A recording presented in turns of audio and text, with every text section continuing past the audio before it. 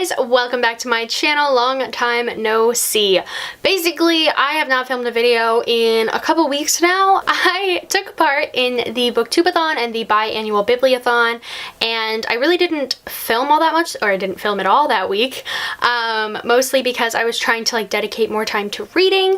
I did dedicate more time to reading. I did finish 3 books in that week, which is less than I wanted to finish and less than I finished in past years. I usually average around 4 books in a week, but it's fine. I did read more than usual, which is just the point of all of that. Today I thought I would do my June and July wrap up and then include what I read for the Booktubeathon. So without further ado, let's jump in. So all the way back in June, the first book that I finished was King's Cage by Victoria Aveyard. I have to admit, this book left such a little impression on me that I really don't remember all that much that happened.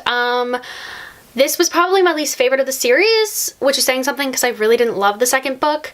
I feel like I was a little bit more engaged in this one, but then at the same time, I couldn't tell you what happened, so I obviously didn't like it that much. I apparently liked this more than the second one because I gave it 4 out of 5 stars on Goodreads, but for the life of me, I cannot think of what actually occurred in this book. I can remember what happened at the end of the second one, and I know what happened in the first one, and then this one, I do remember parts of this book. I will not talk about them because they're very spoilery, but I think I enjoyed this book a little bit more because we come back to the setting that I really enjoyed from the first book, and we spend a little bit more time there, and I just found that it was a little bit more engaging than the second one. The second one I found a little bit all over the place, whereas this one had a pretty constant story arc, which I appreciated a lot. I don't think I'm gonna keep that 4 out of 5 stars because I think this is a 3-star book and I think I was being generous, so this is gonna get a 3 out of 5 star. Next up, I finished I'll Give You the Sun by Jandy Nelson. I was not expecting to love this book as much as I did. I had obviously heard such amazing things about this, but I was kind of hesitant, and I don't really know why I was hesitant, but I wasn't expecting to absolutely love this book, but I did. Oh my god, you guys, this had me from start to finish. I cried a little bit, I got kind of upset, I was very engaged in these characters' lives. This was just amazing. This is the story you've probably heard of 2 twin siblings, and you follow them when they are 13 and when they are 16. At 13, they're super close, and at 16, they're no longer talking, and this is kind of just the story of why they stopped talking and then their journey from there. This just totally engaged me. I wasn't expecting to pick up this book at all. I just kind of grabbed it off my shelf, but I absolutely loved it. I gave this 4 out of 5 stars and would highly recommend picking it up. Next up, in July, I read this book that took me forever, weeks to finish. I was into it, but I felt like I had to take breaks from it, and then I would take really long breaks, and then it would take me a while to get back into it. It was a whole cycle, but that is A Court of Thorns and Roses by Sarah J. Maas. I gave this 5 stars. This was amazing, just like everyone told me it was gonna be, and I'm honestly scared about the rest of the series because I haven't heard totally spoilery things, but some things that I'm kind of oh, the third book, you've heard that people don't like it as much as the rest, But the second book I'm kind of nervous about because there are things that I've just heard that I'm kind of I'm gonna like, but I'm nervous about what's about to go down, more so. Does that make sense? I hope that makes sense. I just have to say an unpopular opinion about this book. People told me I was gonna love Reese. In this book, not so much. Maybe it gets better. I'm not saying I'm not gonna end up liking him, but from this book I'm kind of but why though? We'll see. We'll see. So now into the books that I read during the Booktubeathon. The first book I finished was The Handmaid's Tale by Margaret Atwood.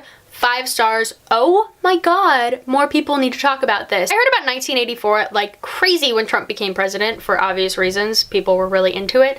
This one, you guys, this one is amazing, especially if you're a woman. Hell, especially if you're a man. Read this book. Oh my god. Just the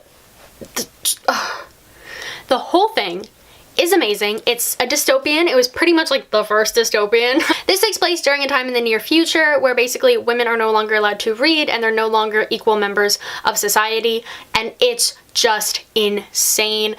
Basically, there are certain women are designated basically birth givers. That's just what they're job is, and they have to, go house to house for these high-ranking officials and basically just bear their children and then leave.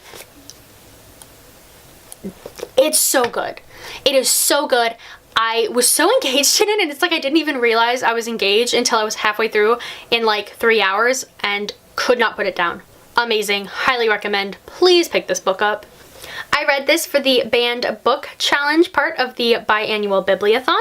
The next book I finished was Every Heart a Doorway by Seanan McGuire. I read this for the Read a Book Completely Outside and Read a Book in One Day challenge. This is about a 168-page book, so it was not hard to read all the way through in one day, and I also just went and sat outside during that time, so it was pretty quick and easy. This was also amazing. Oh my god. I'd heard amazing things, and I had high expectations, and so I was kind of expecting not to like it as much as I was expecting to like it. Nope. The things that happen in this book, I just love it. I don't even know. It was just so good. Basically, this is about a school where children who have gone through doorways, like Narnia doorways, and they go into these worlds and they stay there for a certain amount of time, and then they have to come back. And then they have to deal with all that. And most of their parents think they're crazy and they want them fixed. So they go to the School for Wayward Children, which is really a school for kids who have done this and basically helping them cope. It was so good. It was so good, and I don't want to tell you anything else because there was a plot line in this book that I'd kind of heard about, but at the very beginning when this first came out, and then I never heard about it again, and I'm so glad I didn't know about it because it just made it even better. And the last book I read for the Booktubeathon and in July was Amy and Roger's Epic Detour by Morgan Matson. I love Morgan Matson books. I've read one every summer for the past 2 or 3 summers, 2 or 3 Booktubeathons. This did not let me down. I gave this 4 out of 5 stars because it was so good. I have really stepped away from purely fluffy contemporaries. I kind of get very annoyed. I started Anna and the French Kiss during the Booktubeathon, and it was an audiobook. And it really annoyed me. Like, I was just listening to this girl complain about being sent to France, and I was like, that's your biggest problem right now? Maybe her problems get bigger. I'm not saying that's not possible. I haven't read the book. I haven't finished the book. I got like 50 pages in and was like, I can't do this right now. I like contemporaries with people who have real issues, which sounds kind of dark and weird, but like, I like real life problems. And this had that undertone, which gave it some depth, and I love contemporaries with depth.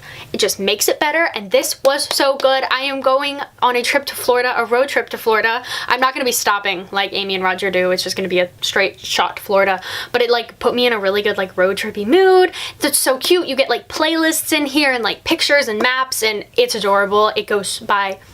This read goes by so fast, and I would just highly recommend, especially if you're going on a road trip. It just puts you in the mood. So thank you guys so much for watching. I hope you guys enjoyed the video. Comment, like, subscribe, all the normal stuff, and I'll see you guys again soon. Bye.